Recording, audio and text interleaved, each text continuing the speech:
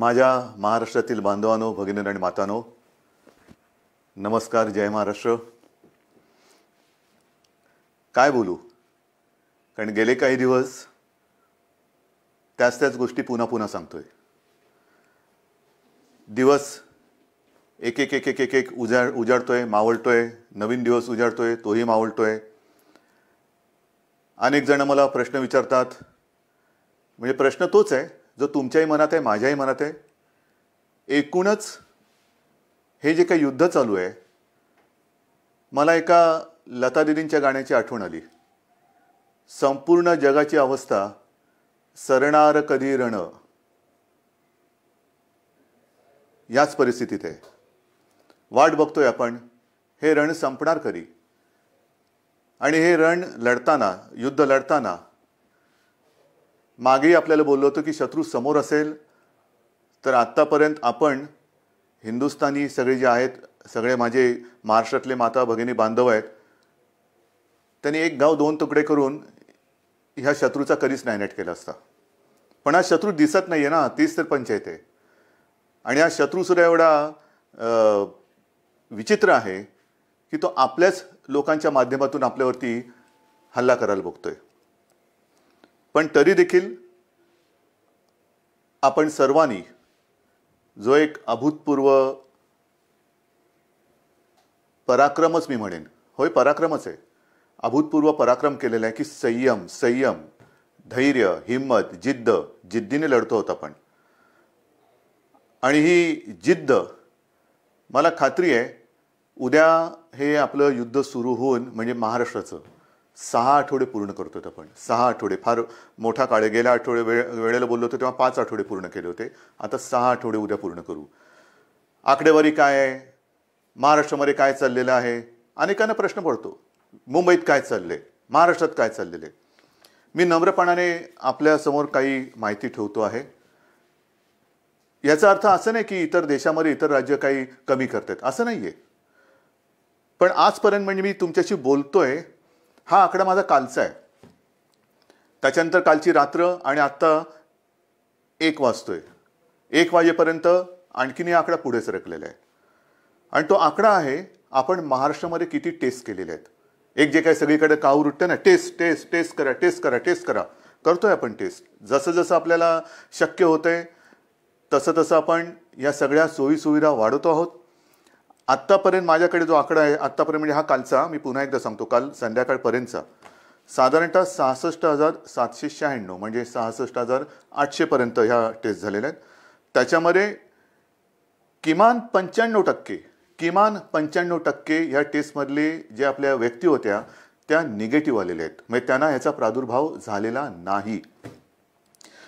66-67 ह्या टेस्ट झाल्यानंतर मग जे चित्र आपल्यासमोर आहे ते हेच आहे की साधारणतः 3,666 टेस्ट केल्यानंतर त्याच्यात 3,600 हे पॉझिटिव्ह आलेले आहेत.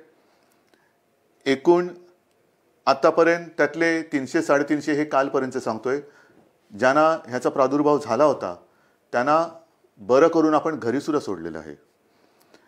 आत्तापर्यंत सुद्धा एक आपण समाधान मानू शकतोय की जेवढे काही पॉझिटिव्ह रुग्ण आपल्याला सापडत आहेत त्यांच्यात किमान 70 ते 75% हे अतिसौम्य किंवा ज्यांना अजिबात लक्षणं नाहीत या वर्गात मोडत आहेत. आपल्याकडे जवळपास आज 52 रुग्ण हे थोडेसे मध्यम, गंभीर ते अतिगंभीर या वर्गामध्ये मोडत आहेत. आपलं आता लक्ष आहे हे जे गंभीर आहेत त्यांना वाचवणं. पण होतंय काय की काही ठिकाणी आज सुद्धा मला ठिकठिकाणच्या डॉक्टरांकडनं जे काही त्यांच्याशी चर्चा करतोय तर असं समजतंय की बऱ्याच वेळेला अगदी शेवटच्या टप्प्यामध्ये हे रुग्ण आपल्याकडे येतात. म्हणजे आपण काहीच करू शकत नाही. काही केसेसमध्ये तर असे आढळून आलेलं आहे की तो रुग्ण आल्यानंतर त्याचा रिपोर्ट टेस्टला दिल्यानंतर तो जो काय काळ लागतो, टेस्टसाठी जो काय काळ लागतो, रिपोर्ट येण्यासाठी तो लागतोच आहे. तो काय अजून कोणी कमी नाही करू शकलेला. तो रिपोर्ट प्राथमिकता देऊन आपण करून घेतो की हा गंभीर आहे, ह्याचा रिपोर्ट आम्हाला आधी द्या.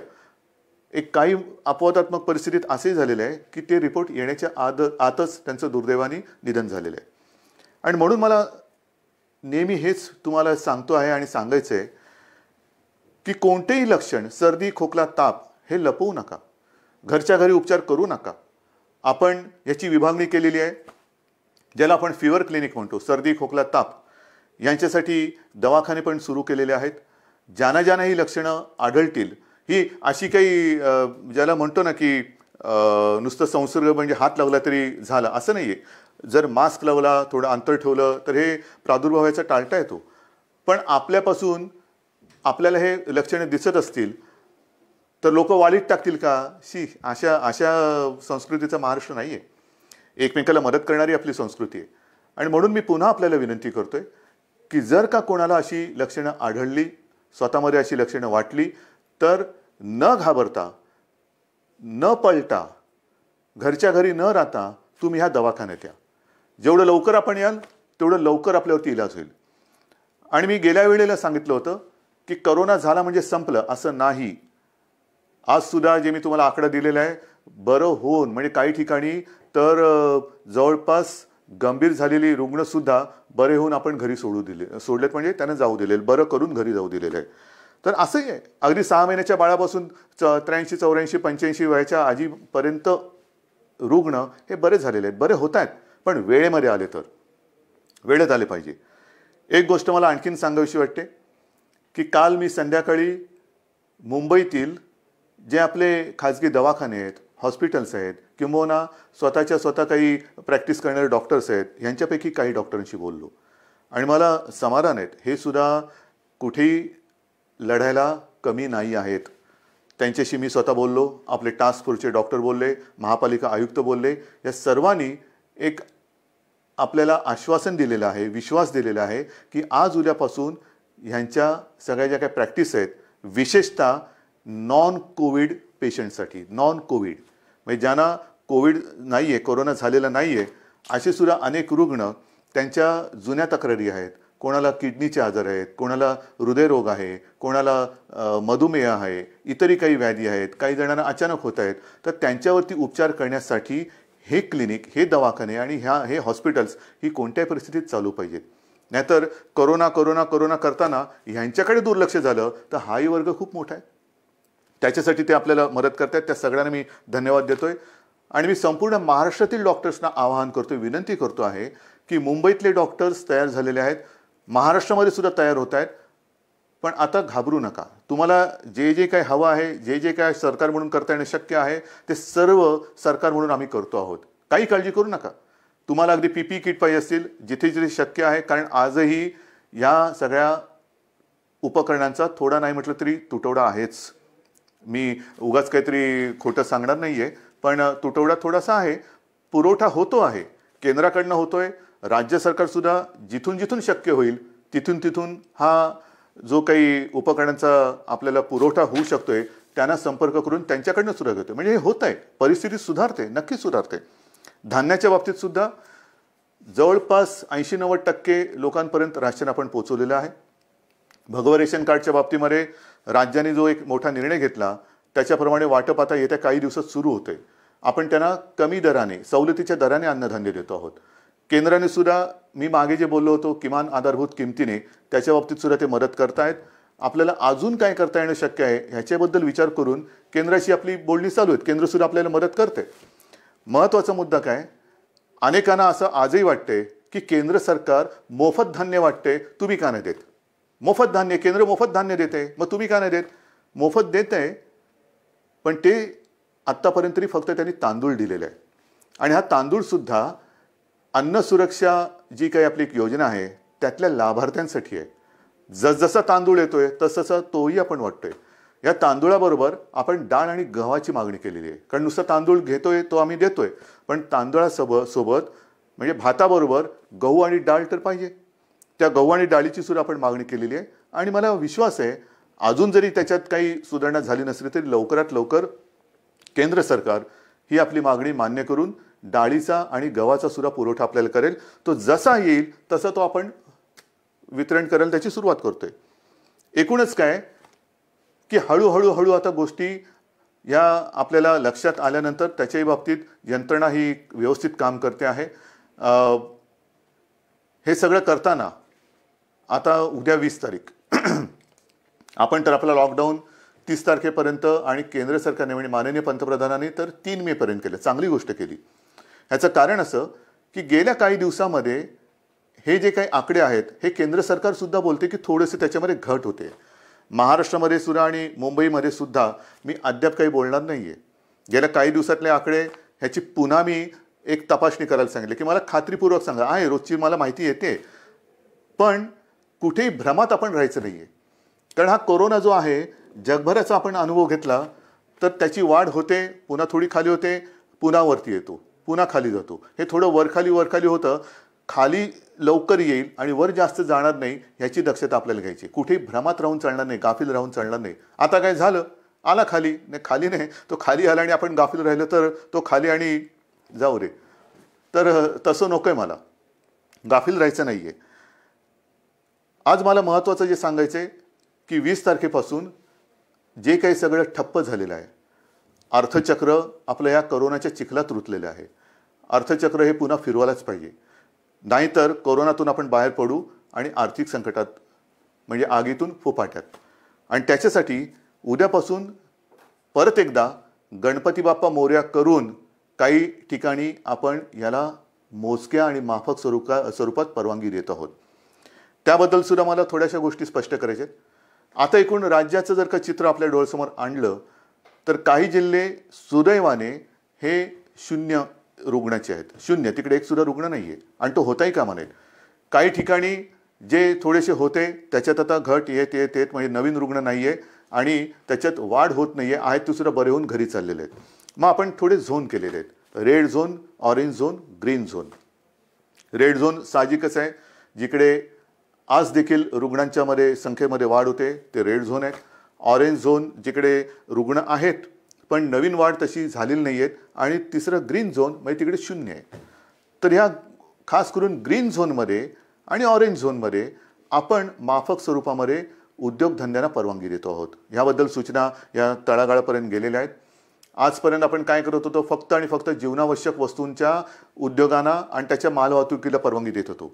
आता जिथे जिथे शक्य आहे त्या उद्योजकांना सुद्धा आपण सांगतो आहोत की जर तुम्ही तुमच्या मजुरांची काळजी, कर्मचाऱ्यांची काळजी तुमच्या त्या आवारात घेत असाल, आम्ही धान्य पुरवठा करू, तुमचं रॉ मटेरियल येईल, सगळं काम तुम्ही करा, मजुरांची ये जा होता कामा नये. कारण हे जे काय माल वाहतूक वेगळी आणि व्हायरस वाहतूक वेगळी.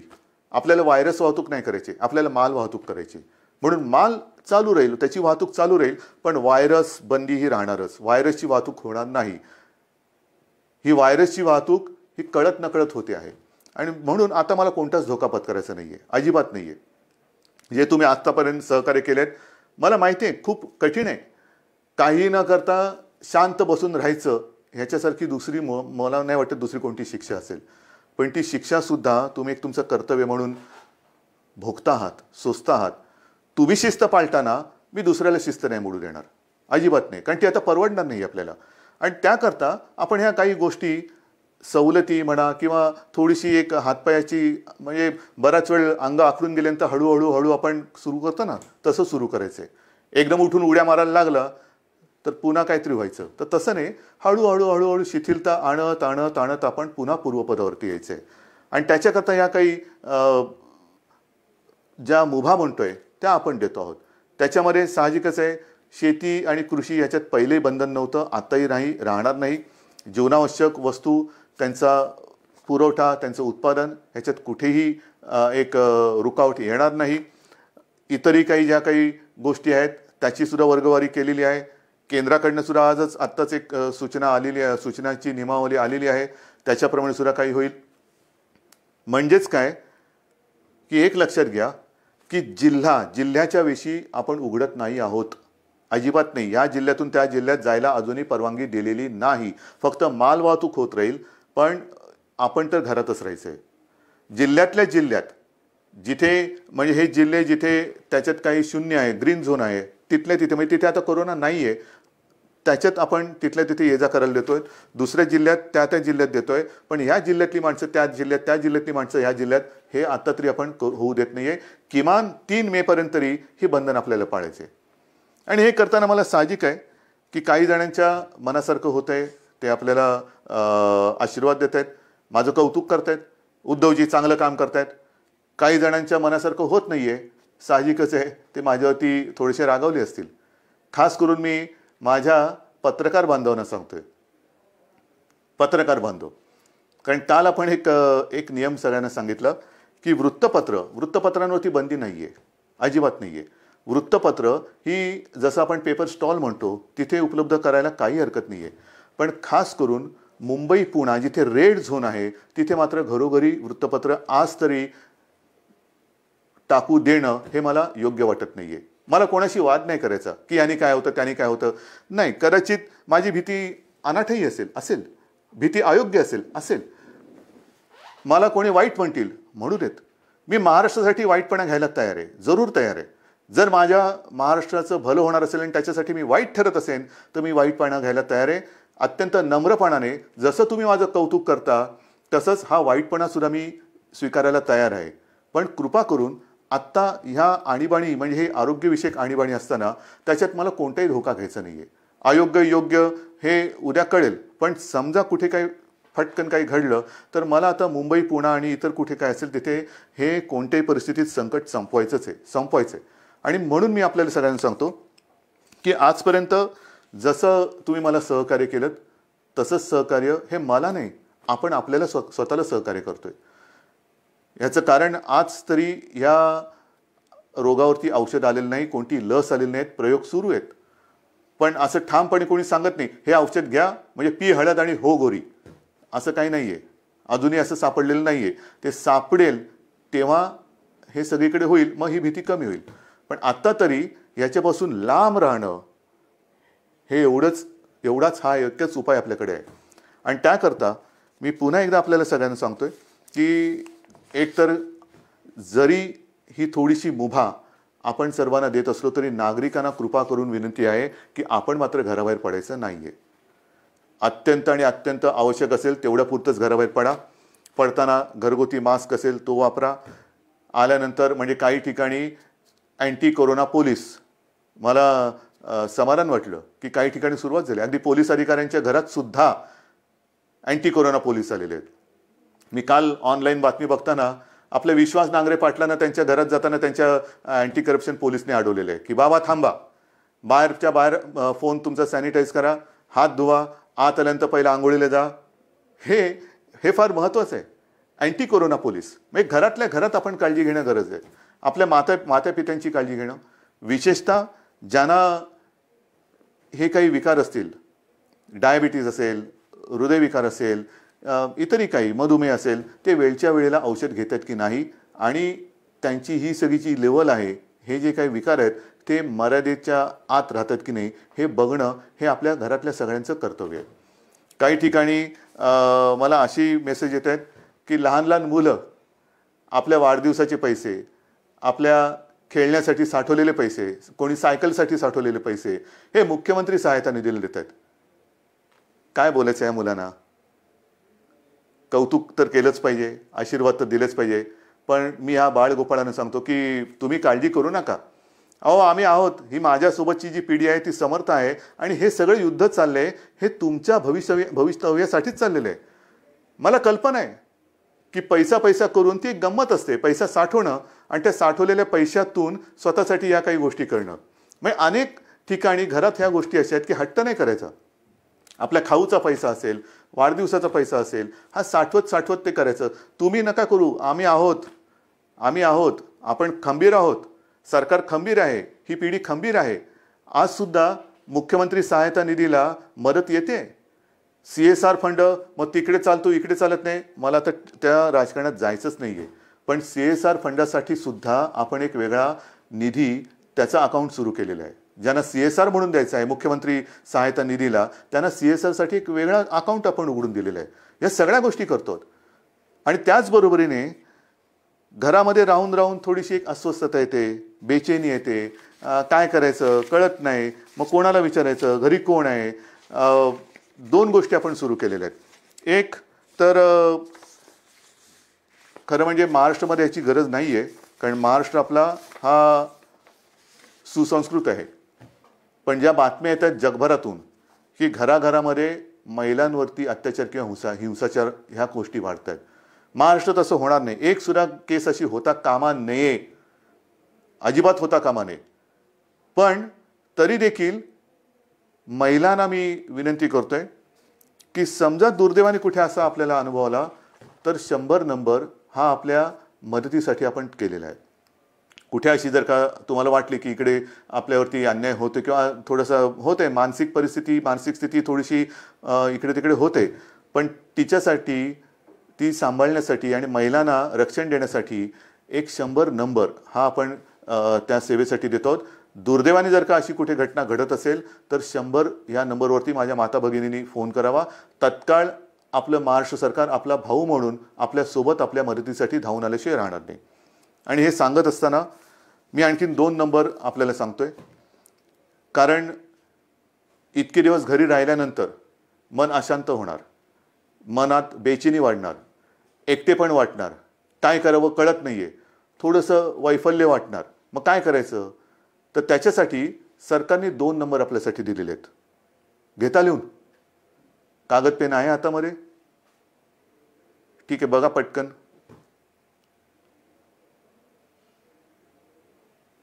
घ्या लिहून. पहिला नंबर आहे तो मुंबई महापालिका आणि बिर्ला. अनेक स्वयंसेवी संस्था आपल्याला विविध रूपाने मदतीला येत आहेत. कोणी अन्नधान्य देत आहे, कोणी पैसे देत आहे, कोणी उपकरणं देत आहे, काही या सेवा देत आहे. त्याच्यामध्ये बिर्ला आणि मुंबई महापालिका ह्या दोघांनी मिळून एक सेवा सुरू केलेली आहे. नंबर नीट लिहून घ्या. 1800 लिहिलात? 1800 120 820050. पुन्हा एकदा सांगतो. 1800 120 820050. हे मुंबई महापालिका आणि बिर्ला यांच्या सौजन्याने आहे. दुसरा नंबर जो आहे त्याच्यामध्ये आपला आदिवासी विभाग आहे. त्या आदिवासी विभागाने एक जबाबदारी घेतली, त्यांना सुद्धा धन्यवाद देतो. त्यांच्यासोबत प्रोजेक्ट मुंबई ही एक संस्था आहे आणि दुसरी प्रफुल्ला. ह्या तीन जण मिळून त्यांनी सुद्धा ही एक सेवा सुरू केलेली आहे. तोही नंबर देतो. तो नंबर घ्या. 1800 बरोबर आहे. 1800 102 4040. सांगू परत? घ्या.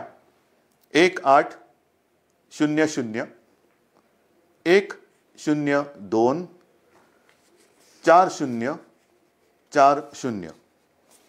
तर असं हे आपण जे काय करता येणं शक्य असेल ते करतोय.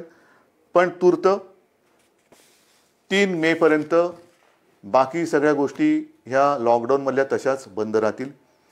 कोणत्याही स्वरूपाचे धार्मिक, राजकीय, सांस्कृतिक कार्यक्रम हे महाराष्ट्रामध्ये होणार नाही. कोणत्याही प्रकारची रेल्वे वाहतूक, विमानाची वाहतूक ही महाराष्ट्रात, मुंबईत होणार नाही. वृत्तपत्र माझ्या बांधवांना त्यांना सांगतोय की काल मी काही जबाबदार संपादकांशी आणि व्यक्तींशी बोललो. त्यांना नीट समजून सांगितल्यानंतर त्यांनाही हे लक्षात आलेलं आहे. येत्या 2-3 दिवसात मुंबई पुन्हा वगळून इतरत्र महाराष्ट्रामध्ये आपण काय करू शकतो त्याच्याबद्दल आपण निर्णय घेतो आहोत. काळजी करू नका. सगळ्यांनाच कामं करण्याची इच्छा आहे. कोणालाच असं वाटत नाही आहे की हे बंधन आपल्याला फार हितकारक आहे. अजिबात नाही आहे. शेवटी बंधन टाकणं ही आनंदाची नाही तर अत्यंत क्लेशकारक गोष्ट असते. तुम्हाला मी उलटं मुख्यमंत्री म्हणून आणि सरकार म्हणून आमचं काम असं आहे की जास्तीत जास्त स्वातंत्र्य, एक मोकळेपण हे आपल्या जनतेला द्यावं, आनंद त्यांना द्यावा. पण ही परिस्थिती अशी आहे की सगळ्यांना बंधन आणण्याची एक विचित्र परिस्थिती या सरकारवरती आणि संपूर्ण जगावरती आलेली आहे. मला खात्री आहे की या सगळ्या गोष्टी आपण समजून घेत आहात. समजून घेतल्या नसत्या तर तुम्ही सहकार्यच केलं नसतं. विशेषतः जे इतर राज्यातले मजूरसुद्धा आहेत त्यांनी सुद्धा आता सहकार्य करण्याचं एकूण मला दिसतंय की ठरवल्यासारखं आहे, कारण ते सुद्धा शांत झालेले आहेत. त्यांच्यासाठी मी पुन्हा बोलतो कि केंद्र सरकार के साथ हमारी बात चल रही है. आने वाले कुछ ही दिनों में मुझे पक्का भरोसा है, विश्वास है कि कुछ ना कुछ तो रास्ता निकल आएगा, निकल कर आएगा. और आप चिंता मत करो, महाराष्ट्र में आहिस्ते आहिस्ते हम काम शुरू करने जा रहे हैं. अगर संभव है तो आप आइए, काम पर लौट आइए, आपकी रोजी रोटी चालू रहेगी. और जिस दिन ये माहौल है ये ख़त्म हो जाएगा, मैं आपको वचन देता हूं कि आपके घर तक महाराष्ट्र सरकार आपको पहुंचाएंगी. लेकिन हम चाहते हैं कि आप जब भी घर जाएंगे पूरा परिवार आपका वहां होगा, आप यहाँ हैं. ये अच्छी बात नहीं है, मैं भी मानता हूं, समझता हूं. लेकिन जब भी आप घर लौटेंगे एक खुशी खुशी जाओ, डर कर नहीं जाना. वो भी डरे हुए हैं, आप भी डरे हुए हैं. आप उनको बता दीजिए हमारे महाराष्ट्र में हम हैं, महाराष्ट्र की सरकार हमारा अच्छा ख्याल रख रही है. आप हमारी चिंता ना करें, आपकी भी चिंता वहाँ की सरकार आपका ख्याल रख रही है, तो आप भी चिंता ना करें. लेकिन सब संभल कर रहिए. ये दिन कुछ ही दिनों का सवाल है, ये भी दिन निकल जाएंगे और फिर से मुझे पक्का भरोसा है खुशी की दिन लौट आएंगे. और इन शब्दों के साथ सबको मैं आभार व्यक्त करता हूँ, धन्यवाद देता हूँ. सगळ्यांना जय हिंद, जय महाराष्ट्र. लढायचंच आणि जिंकायचंच.